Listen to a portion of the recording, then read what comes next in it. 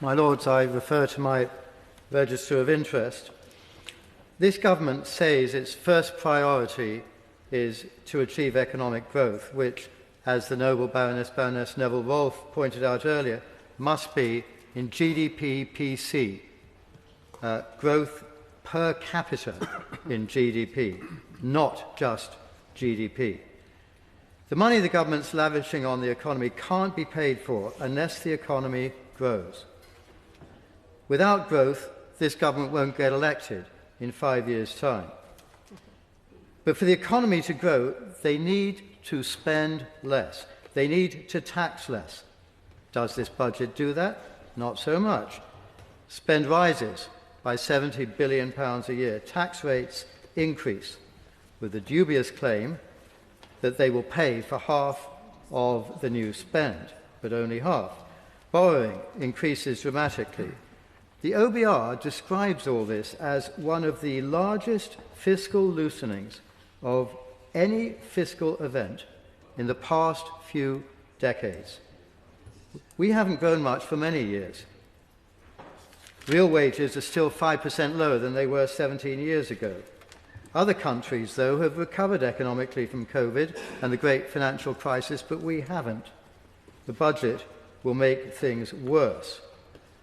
The budget plays all sorts of jolly japes with the numbers. Spending is dubiously described as investment rather than what it is, cash out.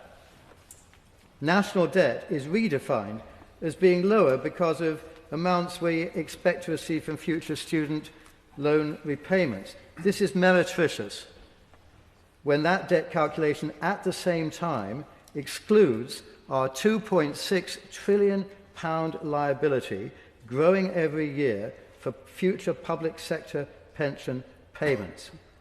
Because of them, our national debt is actually twice as large as we claim it to be. Higher government expenditure causes lower growth because a larger and unproductive public sector squeezes out the growth-producing private sector.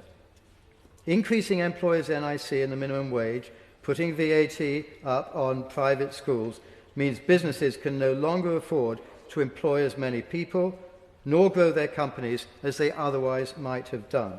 And the reality of all that is already coming home to the government, with furious complaints from almost all business sectors. There will be lower receipts on corporation tax, income tax, employers and employees' NIC, capital gains tax. Extra tax revenues won't be 36 billion. Tax revenues won't rise to 38% of GDP. And there will be further diminution in economic growth from the flood of entrepreneurs, non-doms, young high achievers, millionaires, billionaires, people planning to sell their businesses, people avoiding inheritance tax, all leaving the country, the most astonishing level of departures. So even less tax revenues, less economic activity. HMRC could tell us, and the government, how many people have left or become economically inactive, but why spoil a beautiful illusion about tax revenues going up by getting factual? And there's worse, even beyond all that, with disability and mental health numbers climbing, the slow-motion car crash of public sector pension payments, the triple lock on the state pension more and more out of control, the folly cost of net zero rapidly becoming clear. The deficit, already a disastrous 4.5% of GDP, will widen rather than decline. It's not sustainable. My Lords, to conclude, over the past 2 decades, we've joined ourselves to that class of social democrat economies, countries like France and Germany, where GDP PC growth is a thing of the past. Surely we can do better.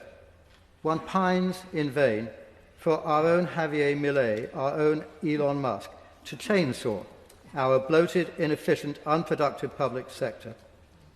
One pines in vain for a Margaret Thatcher to explain that sooner or later one runs out of other people's money.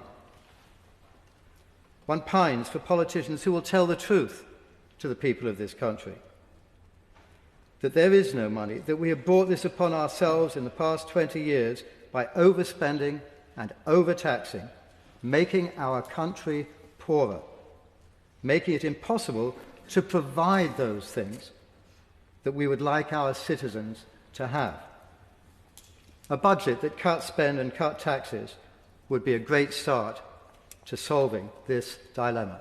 Hear, hear.